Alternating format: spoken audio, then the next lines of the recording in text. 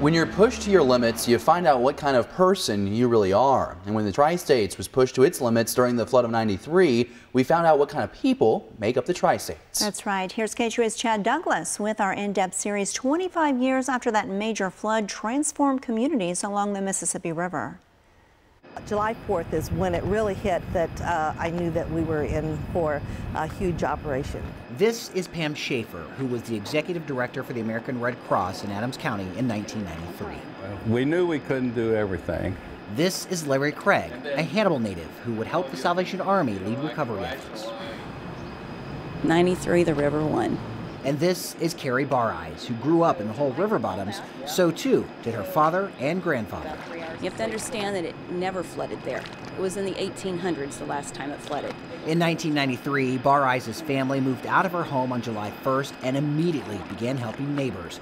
Her husband worked on the Sny Levee. She and the kids filled sandbags, and she helped feed everyone.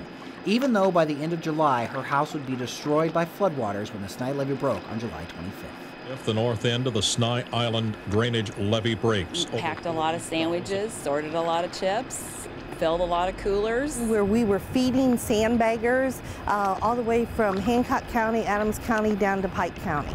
The American Red Cross was one of several organizations who were instrumental in keeping volunteers going.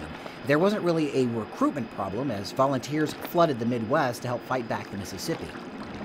Without the volunteers before the levee broke, we would have never fought that levee for 25 days and continued winning for 25 days.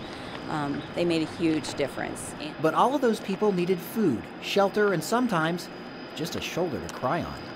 When you think of 93, what do you think of? A massive body of water when I crossed the bridge.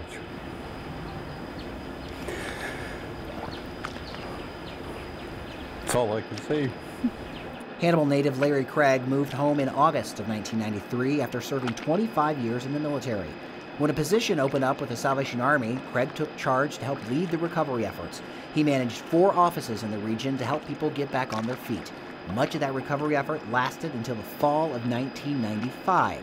While people came together to fight the Mississippi and rebuild towns that were devastated by the flood, looking back 25 years, the flood of '93 was also a very pivotal moment. Well, we realized that the river wasn't a boundary. Yeah, it's a state line, but it's a body of water where people of like needs could work together. From that catastrophic event in tri-state history, a lot of good actually came from it. And we've built relationships with people that we never would have met. They're our very best friends. Also, unmet needs committees were formed on both sides of the river to help those who didn't have insurance and couldn't get help from the government. Those committees still intact today, helping people who can't get help anywhere else. Something else good that came out of the flood of '93 was the Tri-State Development Summit. That's where leaders from all 3 states now meet to discuss economic development, workforce development, and even transportation. And as a direct result from these summits, Hannibal got a new bridge, the Avenue of Saints was built through northeast Missouri, and U.S. Highway 36 was 4-laned across Missouri.